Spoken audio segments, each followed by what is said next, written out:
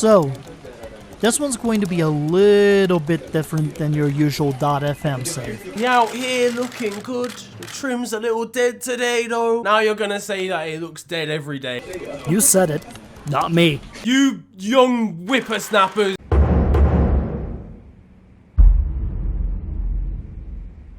For those who are not in the know, Niran, aka FNG, is an English YouTuber who creates videos based on the world's most wonderful game of football. And you still missed the sitting there in the World Cup in 1970. You were only 3 foot out. He ended it. Anywho, he has over 660,000 subscribers on YouTube.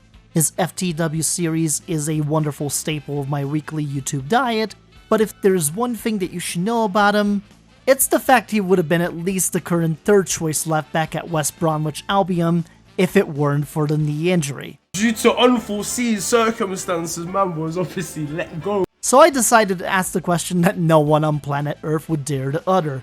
What if FNG didn't have that knee injury? What if he could pursue that professional footballer dream that every child has had at least once in their life? And what if he was able to convince another fellow football YouTube creator in Gem, aka Wolfie, to come along with him? Yeah, young Wolf in the building, young Sasuke in the building. But it's not about me, it's about you.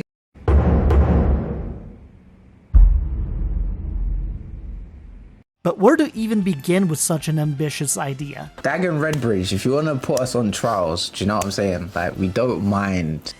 Hell, initially, that was the idea. But then... Let's go, let's do it. Spin it. Spin the wheel. Thank you for the plus. DJ, spin that. Oh. You ready for an Australian save with Central Coast Mariners? Listen, when the man who started this entire .fm fever tells you to start a new save somewhere, you just shut up and listen. So pack your bags, boys. You are going to Australia. We'll be starting this whole thing in the 2022-23 season, but we have already programmed Niran and Gem to be part of the Central Coast Mariners roster, which should allow them enough time to acclimate to their vicinity and get them both actually ready to play on a professional scale. It's probably as good of a time as any to go over the ground rules of this save. First, we're playing Niran and Gem in the starting lineup for any and all games, whether it's by having Niran as the left back and Gem as our left winger, because cohesion is key, or the two of them as a striker duo. They're the only ones who don't leave the lineup.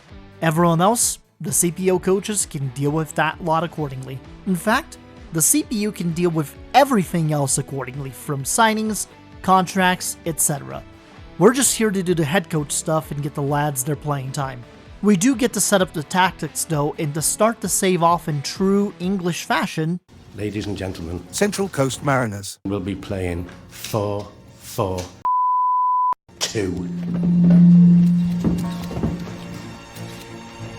Second, when it comes to their contracts, if a transfer or a loan comes out and one of them accepts it, the other one is also making the move for the exact same amount. They're a package deal. Hell, I'm part of that package deal too, since I have to do all of the managerials and ensure that they get their playing time regardless of the circumstances. Third, this whole experiment comes to an end once one of the two retires. Alright, so guess we just go straight into it, innit? Get me, this is Just start waffling. This is the waffling. So we start from the Wafflenomics. Wafflenomics. Well, their first season in Australia ends with Central Coast Mariners in the top half of the league and qualifying for this season's A-League Finals series, which, for those of you not familiar with the Australian Football League system, they crown the regular season champion, but the best 6 teams in the league end up playing in a playoff eliminator. It's an odd concept, but it's still easier to grasp than the MLS's entire rulebook. Anywho, the A-League Finals series does see our boys Niran and Wolfie help carry Central Coast to the grand final match against the regular season winners in Melbourne City FC, a team that is owned by the City Football Group. It's a matchup in which sees Central Coast going down 3-0 at the first half, but a brace from Wolfie with a pair of assists from Niran keeps the comeback hopes alive before they get buried in the 87th minute. But that said, it's not a bad first year. 12 goals and 10 assists and a 7.26 average rating in 28 games is enough to earn Niran the A-League Player of the Year honors, and Wolfie definitely isn't a slouch, with 14 goals and 4 assists to his name to help Central Coast make a run at near championship glory. Really, the only thing that probably kept him from scoring more was a dislocated shoulder he got in a match against Sydney FC in the midway point of the season. That was unnecessary, first of all. In fact, it's Wolfie's goal-scoring performances and flair that all eventually gets the attention of various clubs across the globe, and it causes Rotherham United in League One to pay a humble transfer fee of £29,000 to make Jem move back to his home country. Thus, with that, we pack our bags and we head on back to England for our second season of this experiment with Rotherham. Their minimum expectations are for the team to be in the promotion playoffs, and to do so, I make the decision that we need to go for a more striker-heavy approach with 3 strikers up top. So let's see where that takes us. Well, there's a lot of ebbs and flows on this schedule, but baby, we have gone and done the thing by not only getting into the playoffs for promotion with a 4th place finish, but winning a promotion spot outright, managing a win in a dramatic game at Wembley against Ipswich, and in penalties no less. We were also runners-up for the pizza trophy apparently. Cool. Niran's second season was a fantastic one with 29 goals and 12 assists to his trim. I mean his name, but also his trim. But it is none other than Wolfie who's shown the brightest this season with 41 total goals across all competitions with 13 assists to go with that. He's won the Golden Boot in League One. His efforts have helped bring a team to the championship, but wait a minute, something is odd here. That was unexpected. I'm guessing either Jem or Niran didn't like whatever contract offers they were being given, or the general manager making all of the contract decisions is useless. Wait, actually, who is their general manager? I forgot to check. My honest reaction is, oh my god, they are really scraping the barrel now, aren't they? I mean, several days later. Our dynamic duo are released at the end of June, and this means it's time for me to pack it up and hand in my resignation.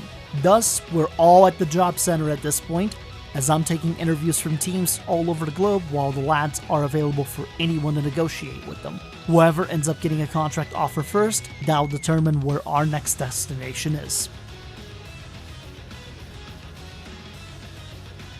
NK Jadran Luka Ploče, a team currently in the 2nd division of Croatian football, offers me a contract. So, we'd better get ready to learn Croatian because we're flying about 6 hours southeast of the continent to get to where we are going to be for a little while. We also need to get acquainted with a new set of rules, as we cannot have more than 3 non-EU players in the league, and to get promoted to the 1st division, you either need to win the 2nd tier outright in its 36-game regular season, or get 2nd place and win a playoff game against one of the relegation teams in the 1st division. Anyways, the lads are here, we're ready to roll, let's see how we do. And by the skin of their teeth, they've done it. They've secured promotion to the top tier of Croatian football for the first time in Jadran LP's history. It was another Herculean effort by Wolfie, whose 27 goals this season were a team high and were enough to get him the award as the Supersport Pruva NL's Player of the Year. Impressive. Very nice. But the man with the most atrocious trim on God's green earth also delivered, with 19 goals and 14 assists to do his part in the promotion win. Popular opinion, yeah? I am a big man. Discuss. It's very clear that this partnership is working out well so far between the lads. But this kind of a season in the 2nd division of Croatian football has gotten quite a few eyeballs on the boys from all areas of the globe. However, none of them make their moves during the summer transfer window, and well, we are in the Supersport NHL now, which is the top tier of Croatian football, the place where the more well-known Croatian teams like Dinamo Zagreb and Hajduk Split are at. Let's see where this 4th season goes. Okay, this definitely got interesting. Jadran decided to capitalize on a sale, and right at the winter transfer deadline, they accepted a 500k transfer from Sevilla to get Niran on the roster, which Yes, that means Wolfie and I also are accompanying him all the way to España. And once we got there, the situation was dire. They had 5 losses in 6 games through all of January, a Copa del Rey elimination to Villarreal, almost 20 points away from European competition spots. The only bright side was a UEFA Europa Conference League campaign that saw them in the round of 16. It was clear that we needed to turn things around and put both Niran and Wolfie in a position to try and salvage the season for Sevilla. Several months later. 14 goals by Niran and 12 goals by Wolfie in the stretch did help Sevilla to a respectable 8th place finish, but Sevilla missed out on an automatic qualifier spot for European football due to a loss and a draw against 7th place Athletic Bilbao. That's rough, buddy. However, the UEFA Europa Conference League is won in pure, dramatic fashion as both Niran and Gem score in the game, see their efforts almost go for nothing, but when it matters most, they convert in their PKs with Niran scoring the penalty kick that gets Sevilla their first European title in quite a few years. Wafflenomics has brought the Europa merchants back to where they belong. It's clear that we're gonna like it here, and the 5th season of Wafflenomics football brings us right into another Sevilla season where, listen, if the lads can't win Europa, That's a violation. But if it was me, I can't lie, I'm sending the MI6 to people's houses. Like, I'm actually... This is the sort of thing that creates gang violence. Like, this actually can't run. but let's not waste any more time. We're off to our 5th season. Okay, a 6th place in La Liga isn't terrible, although a rough February definitely set us back from maybe climbing up the league table a bit more. And of course, Tenerife somehow knocks the boys out of the Copa del Rey in the 4th round. But ladies and gentlemen, Sevilla lives up to its reputation. The Europa League merchants are back where they belong. The story is similar to last year where both Niran and Gem scored goals in the big game, and while Tottenham Hotspur mounts a comeback to take this into extra time, we score another 3 in said extra time to lift the Europa League trophy and qualify for the Champions League. Tottenham goes trophyless yet again. Yeah, but Tottenham is the history of the Tottenham. For this season, Niran scored 20 goals across all competitions, with 15 of them being in La Liga, and he had 9 assists to go with them. But Wolfie once again took the limelight with 35 total goals across all competitions, 24 of those in La Liga, playing 2nd place in goals scored within the league. However, it's no longer after adding yet another historical conquest to Sevilla's history that another team comes knocking. A team in another power league that's looking to knock off the overlords above it. In fact, they take a look at Wolfie's scoring throughout the past 2 years and fully believe that he is the man who can help turn their fortunes around. And thus, Monaco makes an 18 million offer for Wolfie and it is accepted, meaning that our next stop is France. Bonjour, comment ça va? Oui, oui, bon, je t'aime, et j'ai lu. Gem. I beg your pardon. Not much else to say here, let's just see how it all unfolds. Okay, so looking at the schedule, Season 6 with Monaco has its highs and lows. Not losing to PSG throughout the year is a good sign, but a rough month of March is basically where we bottled 3 competitions in total. I guess you could say we sacre bleu it.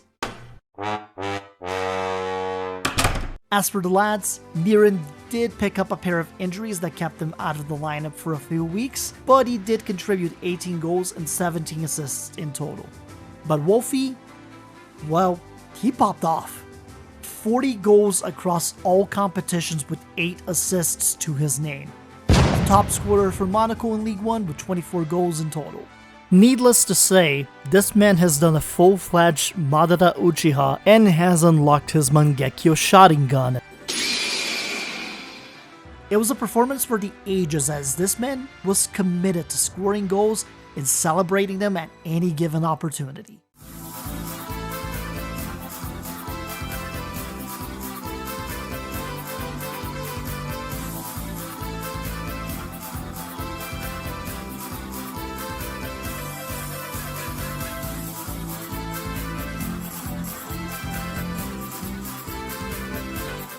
It's more than enough to catch the attention of the England national team as the lads get their call-ups to the national team during the 2028 Euros, and Niran actually gets a couple of caps, including his first ever international goal against Greece during the tournament. I swear you'll never see anything like this ever again! Several months later. Within the first few weeks of Season 7 in Monaco, Manchester United paid $44.5 million to bring WOLFE onto the roster.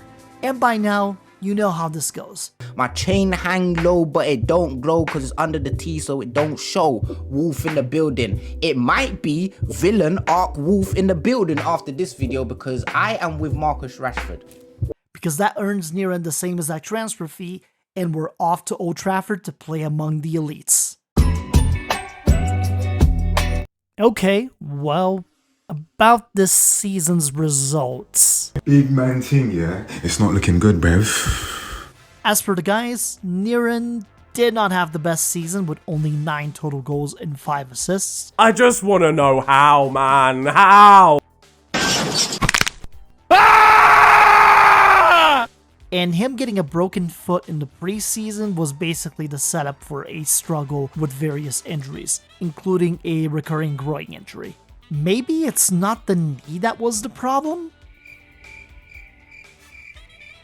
Okay, yeah, even I know how dumb that sounded. Let's move on, shall we? WOLFE managed to stay relatively healthy throughout the season and was the team's top scorer with 23 goals across all competitions and 15 assists to go with that. And that's without including the 4 goals he scored at Monaco before the transfer to Man United occurred. So 7 years down, the lads are in their 30s, age is starting to catch up with them on the football pitch. Can they help Man United at least win a trophy or two as they head into the twilight of their footballing careers? Let's find out. Right, Season 8 in the books. While it was still a 5th place finish for the Red Devils in the Prem, they did win the Carabao Cup and got to the FA Cup final. Breathe it in, enjoy it, because these things don't happen a lot. Only to lose to Leeds United in penalties, but we're not going to talk about that. Oh no! Oh, yeah, also, Real Madrid decided to end their hopes and dreams in the Champions League again, except this time it was in the semifinals. Oh no! You're having a laugh! Comedy aside, we're on to the lads. Niran with 22 goals and 16 assists across all competitions in his best season to date here. And yet, it's a season that ended in a bittersweet note for him as nagging injuries throughout the year, a sprained ankle ligament at the start of the season, and then a broken lower leg to end the season is no way to go. Oh, f*** off. WOLFE also had to deal with some injuries, including a pair of hamstring strains within January and February, but even the missed games during those did not stop him from putting a 40-goal season across all competitions, 25 of those in the Premier League. Overall, Man United at least got 1 title out of this year, but man, what could have been if they had managed to score more than 1 goal in the FA Cup final. But yeah, we blew it. But for both Niran and Jem, it's an absolute pair of incredible seasons. Due to being the non-injured one, WOLFE does get the call up to be part of the England roster in the 2030 World Cup, but he doesn't feature in any of the games that the country plays, and England loses to Colombia in the second round. No comment from me. Yeah. If I speak, I'm in big trouble. I prefer really not to speak. But look, it's a new season. It's time for Man United to tackle another season with some Wafflenomics on their side. Hey. I'm afraid I've got some bad news. Crystal Palace paid a transfer fee of $8.5 million to take Niran out of Man United in the January transfer window. So, by default, we all move. Literally. Okay, how you know? I know them very well. Okay. We moved down to South London and finished off the season with Crystal Palace as a mid-table team. Niran didn't have as many injury issues as last season, but it feels like he never truly recovered from the broken lower leg, as he only had 7 goals and played more of a facilitator role with 12 assists, while Jem ended up with a 30-plus goal season in all competitions. including the Champions League games he played for Man United before the Crystal Palace transfer. But at the same time, this feels like a downgrade. Both are in their mid-30s and playing for a mid-table team in the Premier League. We'll see if they can help inject some life into the club, but there's a part of me that feels like the end is getting closer and closer. Well, that went about as expected for Palace. Mid-table finish in the Prem, a disappointing third-round exit in the FA Cup to Charlton Athletic, but surprisingly a run in the Carabao Cup that saw Arsenal defeat them in the semi-finals. WOLFE did manage an 18-goal season amid some nagging injuries throughout the latter part of the year, but Niran's recurring groin issues turned into a torn groin muscle at the start of the year, and combined with another twisted ankle and pulled groin that resulted in a 10-goal season, well, he decided to call it a career in June 2032. That said, following the rule off throughout the course of the save, everybody's done, everybody's retiring. A few minutes later. That doesn't work for me, brother. Thus, we call the curtains on the Wafflenomics boys' playing careers experience, and for all intents and purposes, this did go way better than I expected. Niran proved that he could score and facilitate throughout the 10 years of playing time that he had. WOLFE basically turned into an elite striker with over 200 goals in his career, but in general, if there's a lesson to be learned out of all of this, the memes about Niran's knee were greatly exaggerated. I just did this entire experiment for multiple days of my life to see if his knee would collapse, and it didn't. If anything, his knee proved that it could take a pounding. Ah shit, that's a pause, isn't it?